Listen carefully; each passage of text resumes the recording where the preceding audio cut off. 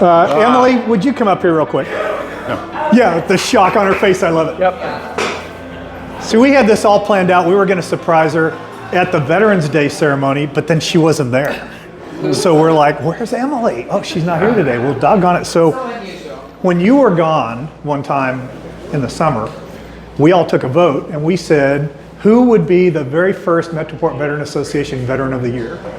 And we decided that it would be you because of all the amazing things that you do for the community, from being involved in Memorial Day and Wreaths Across America. And I mean, you know, talk about jumping in and really getting involved and making a difference. And you do that. So we have, this is a replica of the compass that Lewis and Clark used when they somehow, when you look at the direction on it, I don't know how they ever found the West Coast, but somehow they did. And inside it says Metroport Veteran Association, Veteran of the Year 2022, Emily Ladich. Thank you. And I also have a lapel pin for you. So I always have my North Star. And while I'm here, I just want to talk about Wreaths Across America because we will be coming up next to speak. Next Saturday, 11 o'clock, at the Medland Cemetery. So right across from the country club. One of my committee members, Scott, is here, and we will place our wreaths. It's an hour ceremony. We talk for about 15 minutes and just tell you why we do Wreaths Across America, to teach everyone, but especially our children, that these are patriots, and we're going to say their name and remember them every year and place a wreath on their grave. We're real happy this year with the changes we've made. We've become more organized, a little more digital. It's a wonderful ceremony, and it really means a lot. We do need help placing the wreaths, and that's the majority of our ceremony. So, like I said, it's how many people show up is how long the ceremony is actually going to take. A lot of people in the community have, you know, from the town, other volunteers have really put a lot into it this year. So I hope you can come out. According to Scott, it's going to be cold and rainy, but we're going to be there rain or shine because our veterans were there for us, rain or shine.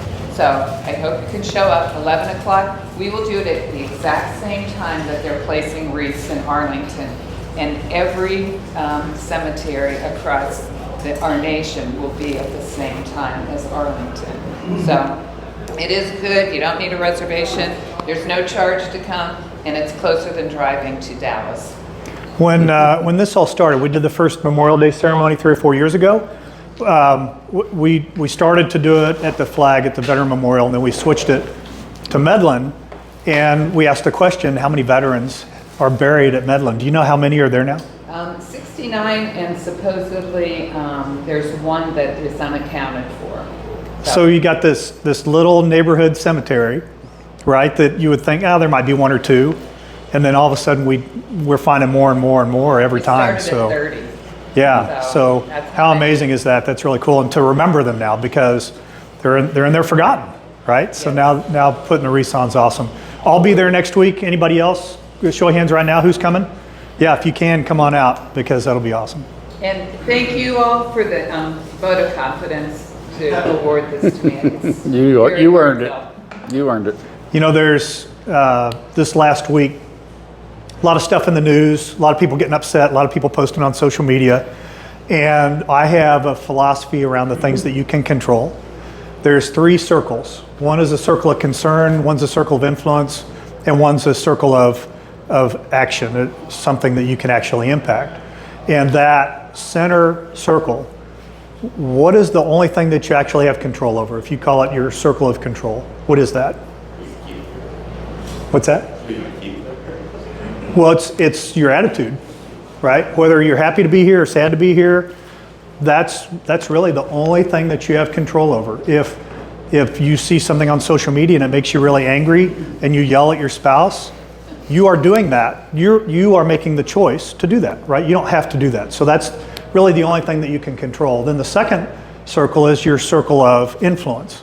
And you are a prime example of jumping into a circle of influence and saying, I want to be part of this ceremony. So then you grow it and you impact others. You're influencing because you can put your arms around it and you can do something. And then the last one's the circle of concern. The circle of concern is you can't do anything. Whoever president of Russia is, I got no control over that, right? I got no control over who gets released from prison. I got no control over anything that happens really outside of me. So, but what happens is so many of us, we let the things that are in our circle of concern influence what we're doing right now here today, whether you have a bad attitude or you act out against somebody else, right? So I encourage everyone to stay focused in that circle of control. What you can control is your attitude and especially the love that you can bring to other people. And we want to do more of that. So that was one of the things that's been on my mind. I wanted to say it before I forgot about it. Was there anything else on wreaths, or did we cover everything you needed? Okay. The end of January, the 28th, Gallant Few is doing our very first fundraiser run here. And it's a 5-mile run. I don't know why we call it a 5-mile fun run, but it's going to be over in Trophy Club Park. It's going to start, if you've ever been in there by the disc golf course, it's a really cool wooded area. We're going to start there. We're going to run, and I didn't even know this existed until about 6 months ago, the trail that goes behind the neighborhoods from Trophy Club Park over to the high school, and we'll turn around to the cul-de-sac and come back. So it's all paved, it's off the road, it's a really cool scenic area, and hopefully it won't be icy. And then we'll come back to Trophy Club Park. We've got permission from the town to have a keg of beer. Hop and Sting is donating that keg of beer, and we're going to hang around, and we've got, if you have a business that wants to participate, get with me about sponsorship. We can set up a tent out there at the finish line, and it'll be a good time. So hopefully we'll have a lot of folks that come out and enjoy that. President of MVA for 2023. For the last probably 5 or 6 years, I've been the unofficial de facto president. And I'm not giving up doing this, but I would love to have somebody else help us plan who's the speaker and any kind of special things that we want to do. So if there is someone here, I'm not going to put you on the spot and make you raise your hand now, but if someone is interested in doing that, please drop me an email, text me, call me, something, and just say, hey, I'm interested. And that'll help Zach and I out. So, all right. Zach's like, please, thank you. Other announcements? Anybody have anything? She's on the agenda. Just chill your jets, man. I know you're offended by the Go Army Beat Navy video, but somebody else. Any other announcements? No? Okay then, Mallory, come on up. The stage is yours. Thank you so much for having me today. I'm going to get a little exercise in. How many of you have heard about the Veterans Land Board before? All right. May I pin this right up? Oh, yeah. Okay. How many of you have a disability of 30% or more? Awesome. Okay, how many of you have dreamed of ever having an inheritance for your family? Okay. Yeah, all right. All right, so here at the Veterans Land Board, we like to say that we take care of you from the moment that you sign your papers to join the military here in Texas to your last breath on earth. And we can go over one slide, Kathy.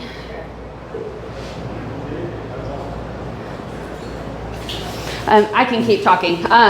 So just to give you a little bit of history about who we are part of the Texas General Land Office, which is the oldest state agency in the state and actually older than Texas itself. So if you like trivia history, the first land commissioner of Texas is John P. Borden, whose family is in the grocery stores with the Borden milk and butter and ice cream.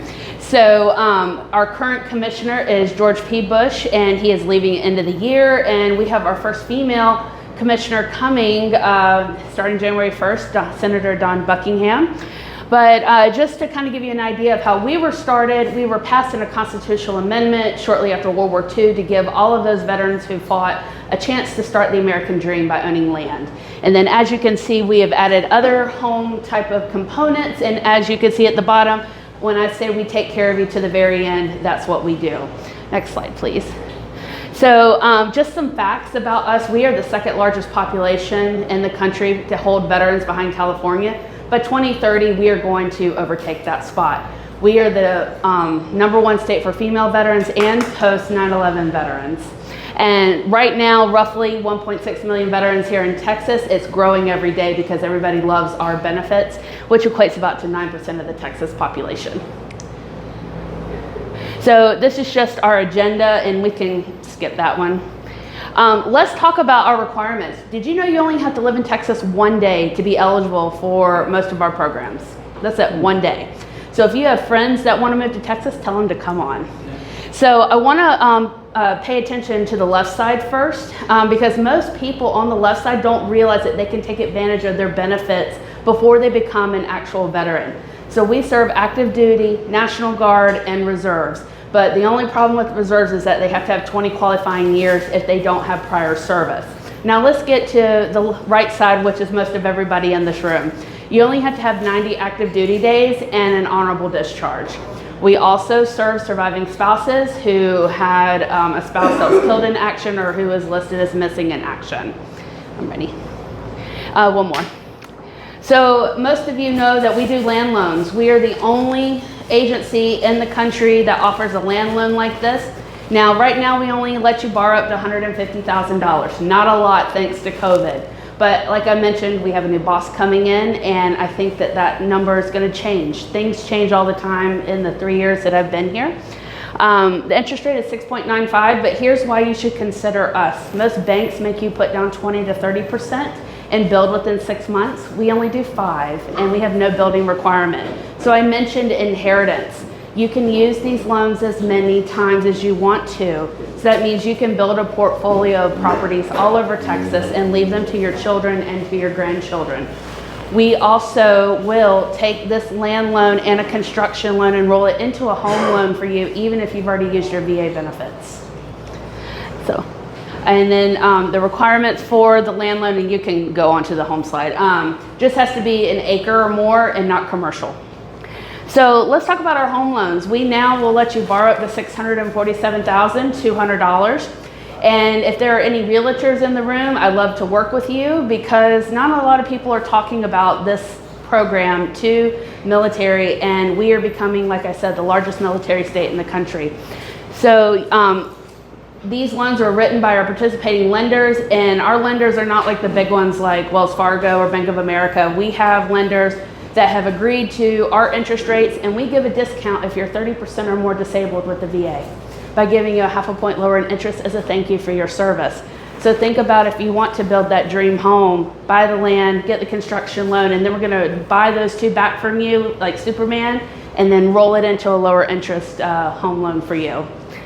And then we offer VA, FHA, and conventional financing. So let's say that the VA gave you $500,000 to buy a house and you only use $250,000.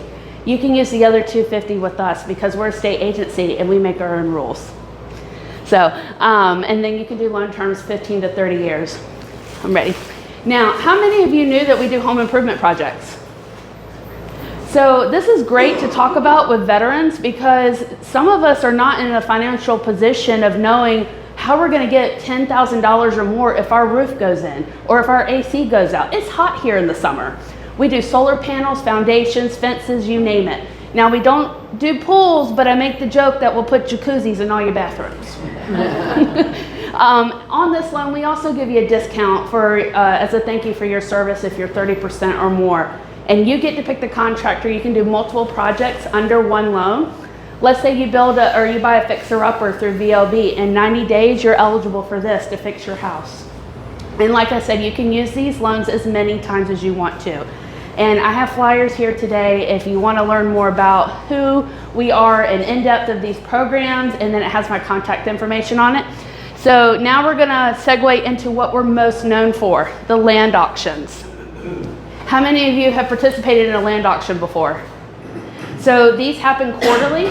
We actually have the properties up right now for our January auction. I believe there's 8. You can use the land loan to finance your bid. So for example, if the property is 120, you can use the land loan to finance the 120. Anything extra you want to put in that bid to win, you're responsible for it closing if you win. You can bid on multiple properties if you want to. And you can go visit these properties. Like I sell beauty products on the side. I don't care what it is. I want to look at it before I buy it. We don't know where these properties are until we get them. so, because it's a federal foreclosure process, but these are properties from veterans that have foreclosed that we sell back to you only first. And all of our tracts are on our website, and the properties are sold as is, and the bids are due by the end of day of sale.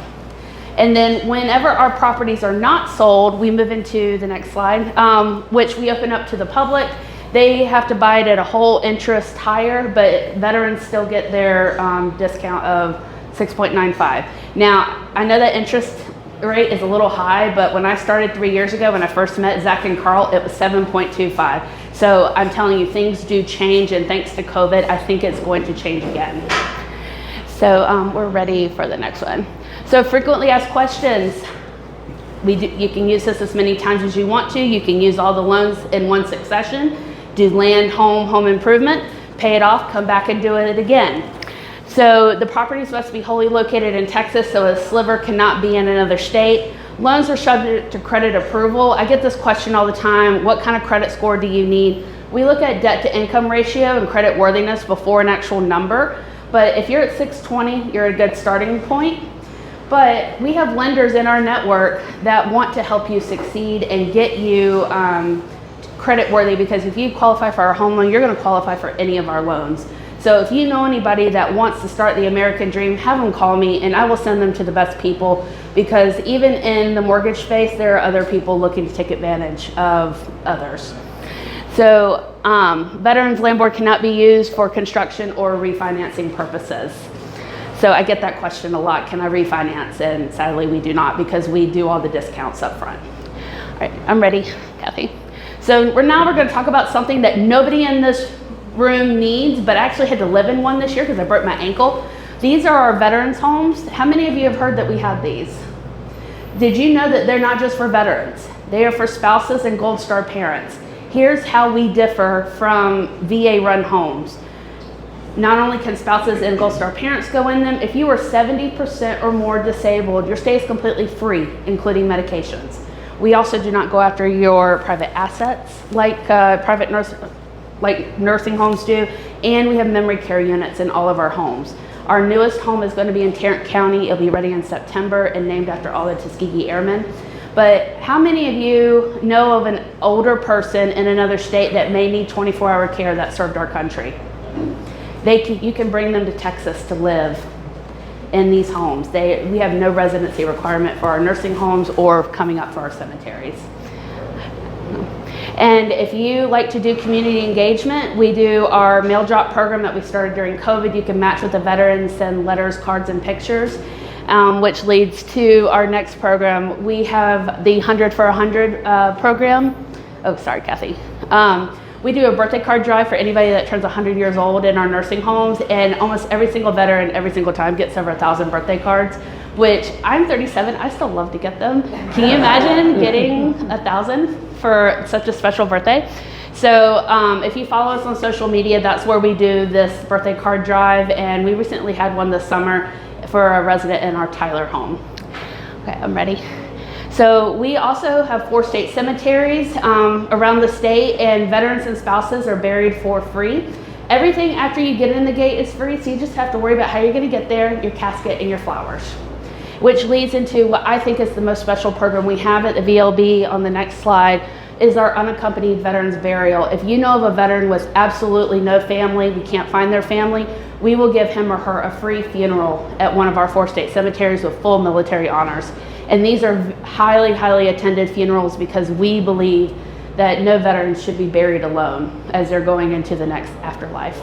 And if you are interested in attending these, let me know. I can get you on our newsletter, and we let you know. At least we get notification about a week before the funerals, but y'all are more than welcome to come. Our Colleen Cemetery just became a Purple Heart Cemetery at the end of September, and we will also be laying wreaths the same day as all of you next weekend.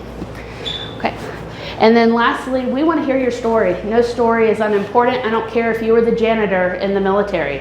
We want to preserve your stories, because future generations today, they don't realize the sacrifice that all of you have made. So not only do we put this recording on our website, we take it and also put it in archives next to the, in the Alamo, like in our office, so you become a record part of Texas state history. And it's also a great keepsake for family. And if you were interested in telling your story, we would love to have you. And then that is the end of my presentation. We have a call center. If anybody doesn't realize, our sister agency is the Texas Veterans Commission. So if you need help with disability, mental health, but really go to Carl and Zach first for that.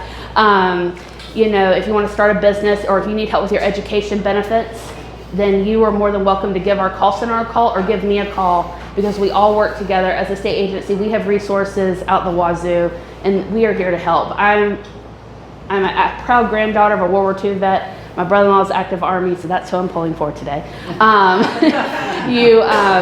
You know, this job has become more than just telling you about land, and I'm happy to serve in any way that I can. Thank you so much for your service and having me today. Mallory, thank you. Let me grab that mic off. Ever since I connected with Mallory a couple of years ago, she's like a bulldog. She's like, let me talk, let me do something, connect me to somebody. I haven't heard from you in a while. It's the Greek in me, I can't help it. All right, with no further ado, let me introduce Dennis Sheridan. He's going to tell his story today, All right. and I will get out of your way. Mylan, I'm going to try and use this, but I don't know how to turn the pages. Thank you very much. Kathy? I want to start, this is ad lib right now. We're going to start this way.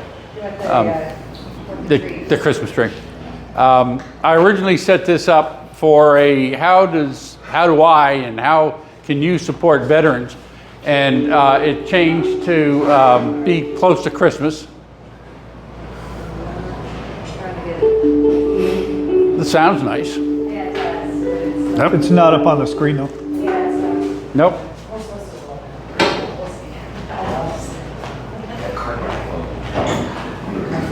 Oh well. Then don't worry about it. Just get on with it. I had our I had a picture of Christmas. And Christmas is a tough time for me, but we had 1969. We had this beautiful Christmas tree, and in front of it was a couple of weapons. Excuse me, you're not supposed to call them guns. It was barbed wired and had some grenades hang on it, and that was our Christmas tree. And then I also had a picture of, and I also had a picture of our Christmas dinner we had.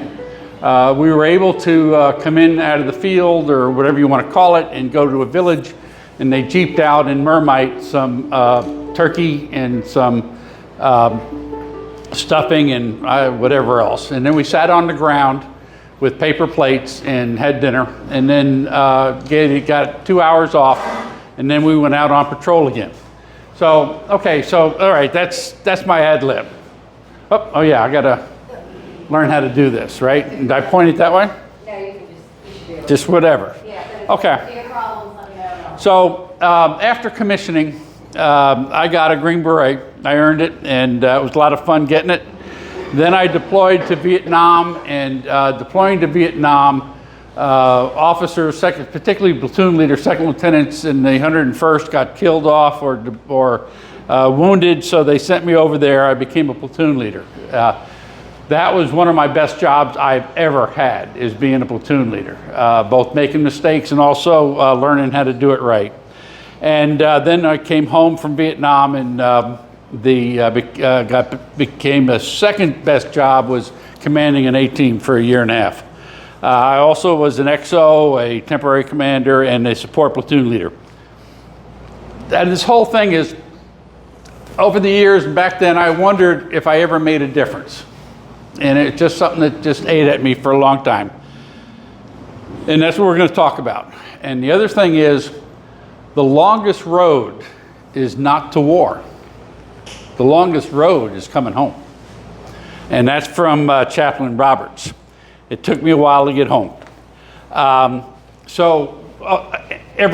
Any military discussion has to start with safety. So I want to talk about the reason they put seatbelts in a Huey, okay? And this is, that was normal. The other one is to prove to you that I was in Vietnam.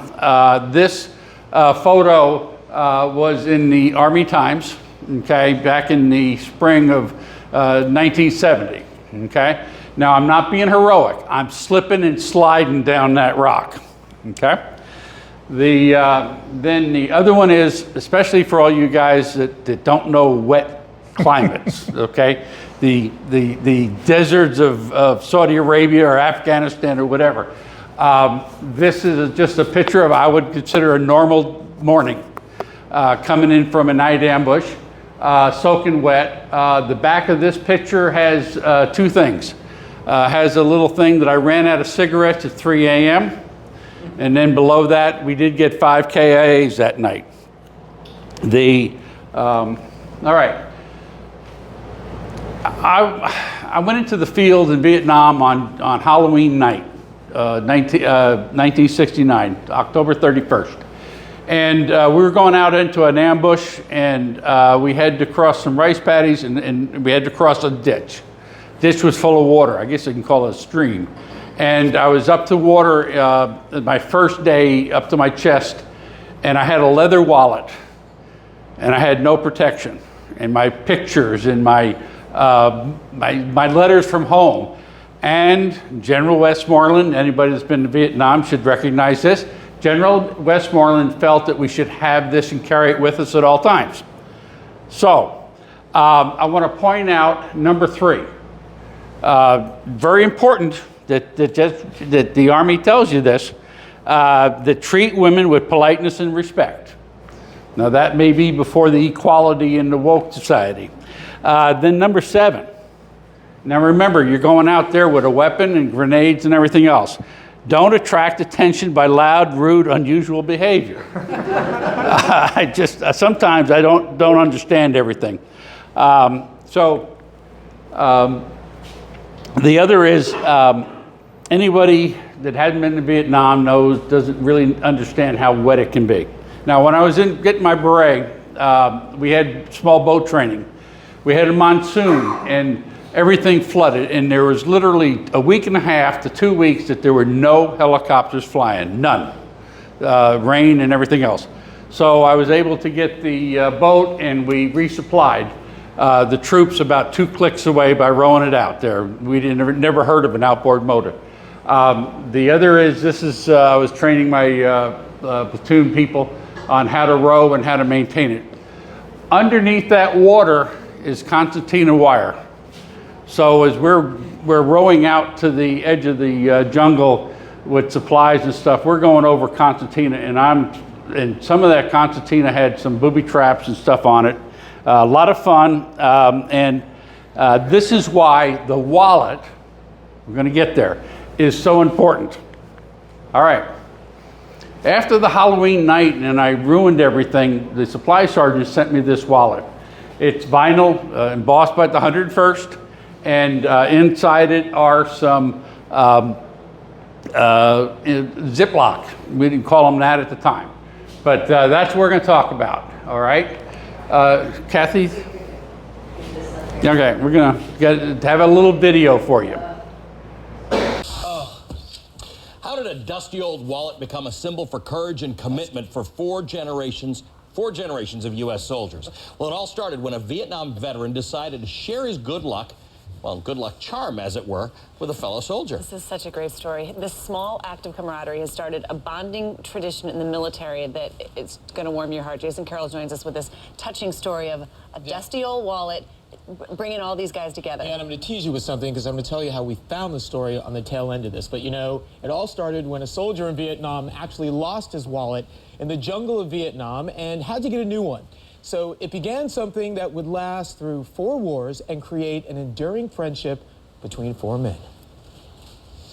They look like old friends, but this is the first time David, Keith, Dennis, and Patrick, all war veterans, have met, thanks to something special to all of them. It is the wallet. That wallet carried by Dennis Sheridan throughout the Vietnam War. Seen both the good and the bad of combat. When his tour ended in 1970, Sheridan packed it away. In the Vietnam era, you wanted to forget.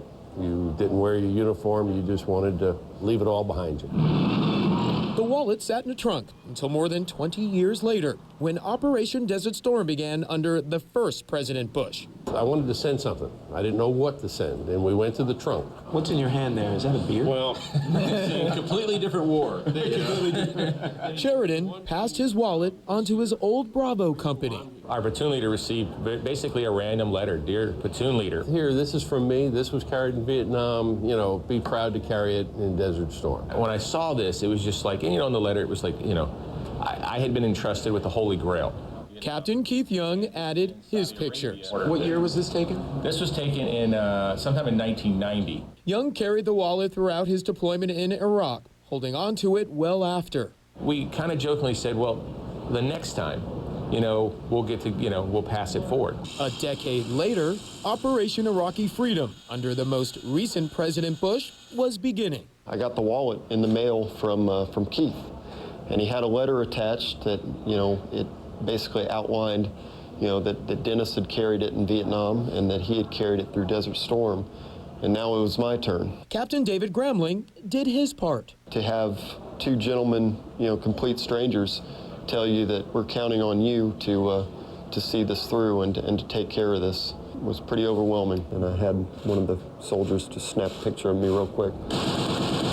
And last year, during the war in Afghanistan, the wallet changed hands once again. This time to Captain Patrick Rouse. I felt like I didn't really deserve it. Hadn't really done anything in the Army yet, but yet there's so much trust and faith that's placed in you. What it represents for us, at least for me, is it's sort of like a promise and a good luck piece for him, knowing that he'll get through these tough times ahead of him. A war-weathered memento that now bonds these men. Well, Patrick will keep the wallet. The men hope he will not have to pass it on again. If there is another war, it will go to another soldier in the 3rd Platoon of the Bravo Company. And I told you I was going to tell you how we found the story. I was actually in a hotel lobby. And Captain Keith Young was talking to my producer, and I said, what are you guys talking about? So then he goes into this whole story, and I said, that is a story we should do on CNN. And that's how I found the guy. It was just sort of fate, I suppose. So 4 great guys and complete strangers. First time they had gotten a chance to actually meet all together.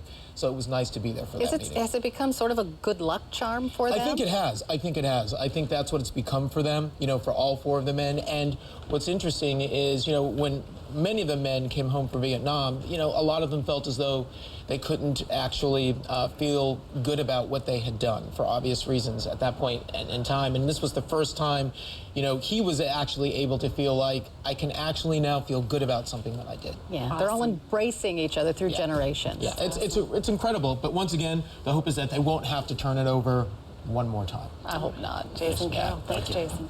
I was awarded the become a distinguished member of the regiment, and I was proud of that. This is the inside of the wallet. I put a picture of myself, a beer can, and a patch that I actually wore in Vietnam. Now here's Keith. Keith is a fantastic guy. In Desert Storm, he was a specialist, and he carried the wallet. Then he became he got a direct commission to a 2nd lieutenant.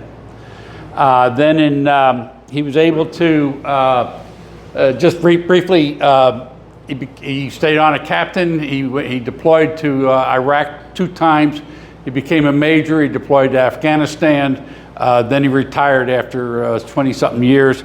He is a trailing spouse of a Air Force major, and that's the fun of it. Okay, and Keith put his stuff in there. Now this is David Gramling. David carried the wallet in Iraq at the beginning with the 101st. Then he deployed again with the 2nd Brigade. He carried to Iraq. He carried the wallet again. Then he deployed to Afghanistan, and he carried the wallet in Afghanistan and like 8 months in Pakistan with the General Pakistani headquarters. He was in military intelligence. Fantastic guy. He is now a Lieutenant Colonel, military intelligence, 5th Corps, and he's wandering somewhere around in Europe. Now, David put his patches in there, okay? Oh, I wanted to mention, David, when he carried the wallet the first time with the 101st Bravo Company, 3rd Platoon, there was this big mosque in Iraq and in Najaf, and they were going to meet the imam for a friendly visit. They were invited to come and talk about it, but the population didn't know it was friendly, and they thought we were going to attack it.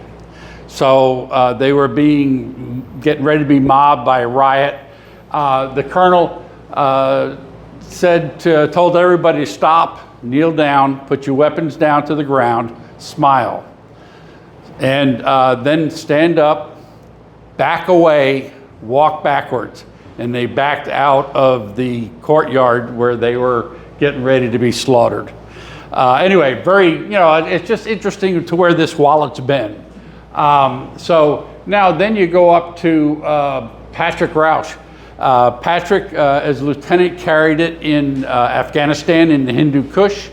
They also had a reporter embedded with them, a photographer, and the photographer and his son took lots of photos, lots of videos and everything, and they actually made a movie called The Hornet's Nest about the action and that they were doing.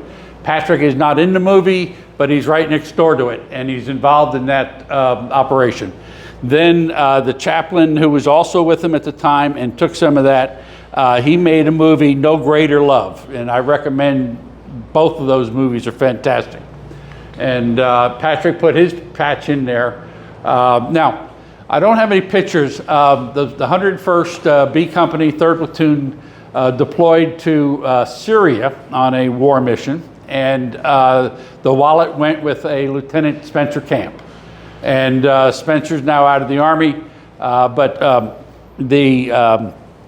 and has the wallet waiting for the next time the 101st B Company, 3rd Platoon deploys on a war mission. Now I got to tell you, Pat Rausch is currently a major foreign area service officer in the Romanian embassy. He's been there for a couple of years. The 101st Division headquarters is deployed there, and so is the 2nd Brigade. And I'm pretty proud of everybody I've ever been in contact with this wallet. The other thing is to end it, you got to find a way to serve our veterans. And each one of you do it differently, either with the gallant few or just by attending here. This is my way. Thank you very much.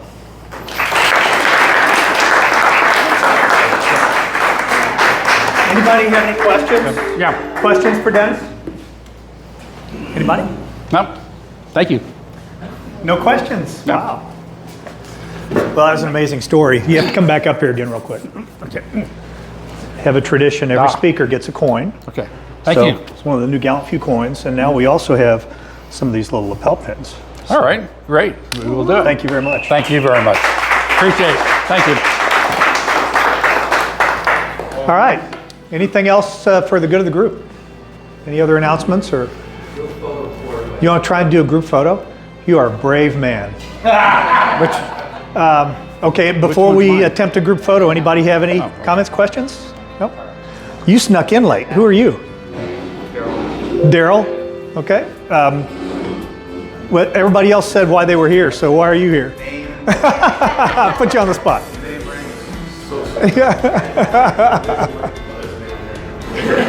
So I'm Daryl. I did 10 years in the Air Force as intelligence. Got out as captain last Halloween and been back here since. Awesome. Yeah, thank you. Glad you're here. A couple of us, me and Zach at least, after we get done here, we're going to head to Summit Climbing Gym. Matt, are you coming? Can't today? We're going to go do some climbing. Anybody is welcome to join us anytime. Doesn't matter how young or old you are. If you've never even climbed before, you'll still have a good time if you come out with us. So, all right. Well, Merry Christmas and Happy New Year. We'll see you again January 16th, I think it was, second Saturday in January.